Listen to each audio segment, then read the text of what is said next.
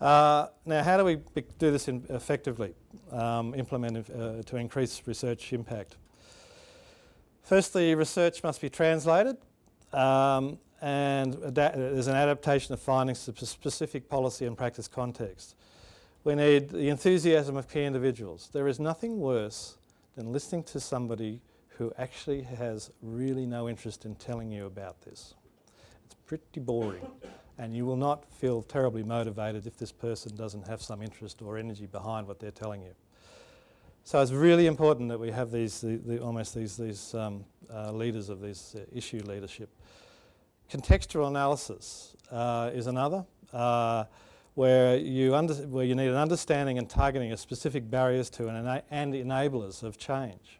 Remember, a lot of what we're trying to do, or most of what we're trying to do, is actually find ways of instituting change.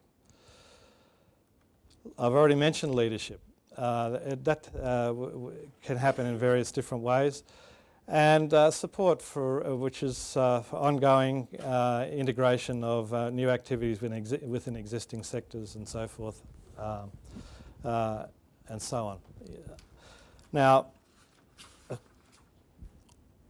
the modern understanding of how research can best assist and guide optimum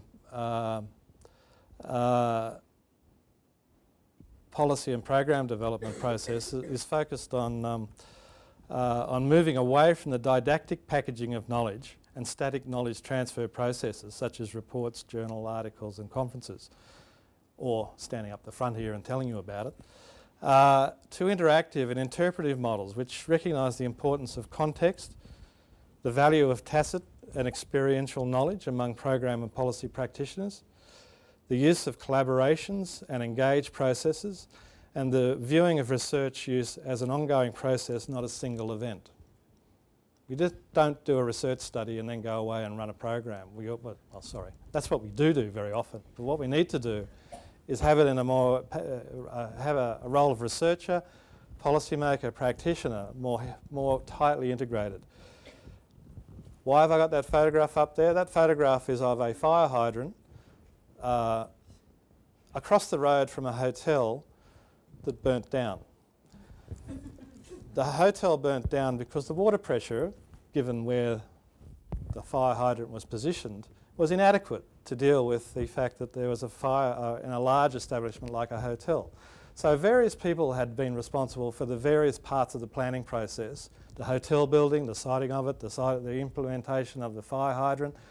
All the boxes had been ticked. There was a very good fire hydrant across the road from the hotel, but it didn't work because there was no communication, integration in the planning process. The research processes were all undertaken in separate little boxes, and when it actually needed to come together, it didn't. And by the way, that's in Brasilia, in Brazil, if you're just wondering why there's just quite so much water lying around.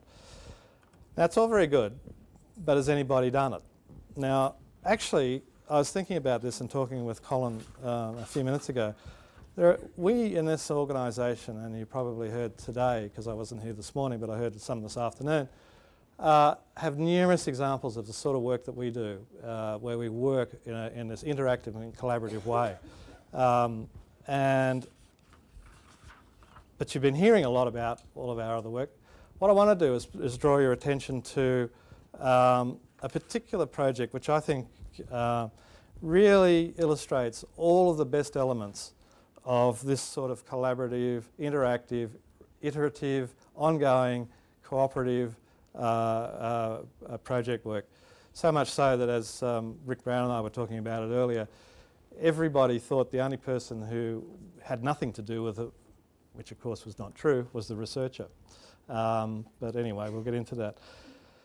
The Boston Gun Project, Operation Ceasefire, was reported by David Kennedy and colleagues last decade. It's illustrative of almost all the key elements of effective crime prevention: predicted good problem analysis, strategic action research, continual innovation and adaptation, practical use of partnership arrangements, and the very efficient program implementation. But what I want to do is, I'll take this as just an illustration of how they set the problem, clearly defined the problem, set the response, and then achieve the result. But they did it in a collaborative, ongoing way. There was no presumption about exactly how to do this most effectively. They actually worked it out as they went along, and they were able to keep redesigning what they did as they went along, rethinking and redesigning what they did, because they had the researchers working with them, and they had a good positive loop going on of this information being shared. So the problem was the increasing violent crime, particularly gun crime involving young people in gangs in South Boston. The response was careful analysis using integrated research teams. So it wasn't just the criminal justice groups, they were working with health, housing, so on. Strategic partnerships, particularly involving the team from Harvard University that David Kennedy led.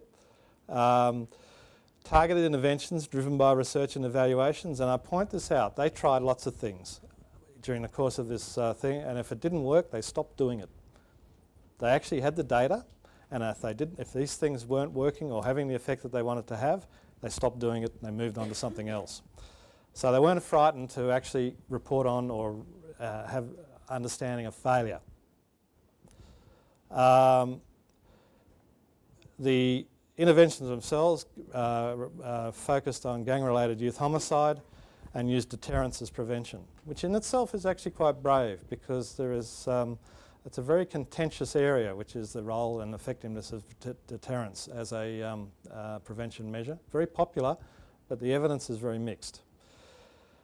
The result was that they virtually eliminated the incidence of violent crime involving young people in the space of 12 months, and that is it was an ongoing process as well.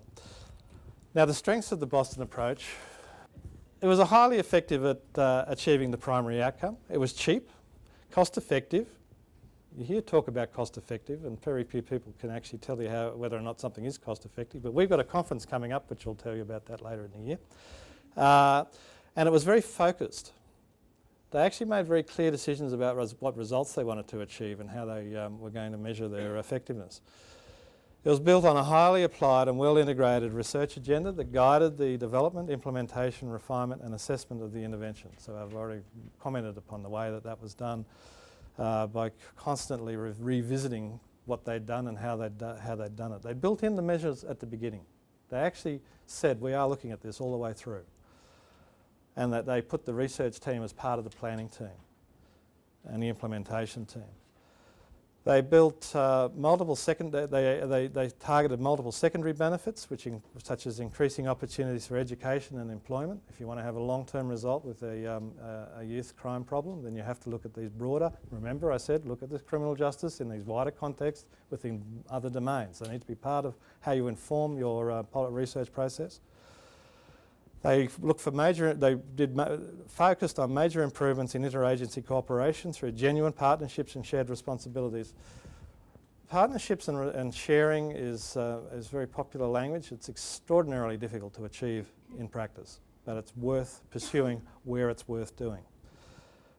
They did not unfairly discriminate against particular segments of the community, unlike the zero tolerance model that was very prevalent in New York at the time. And they embedded research and research-based thinking in a generation of criminal justice practitioners and policymakers. So they had some very long-term benefits across the board through that program, and it is published on the US Department of Justice website. So it can be done. However, it ain't easy, but you can do it, because you're the next generation. So congratulations, I pass this on to you as your challenge for the rest of the afternoon. Thank you.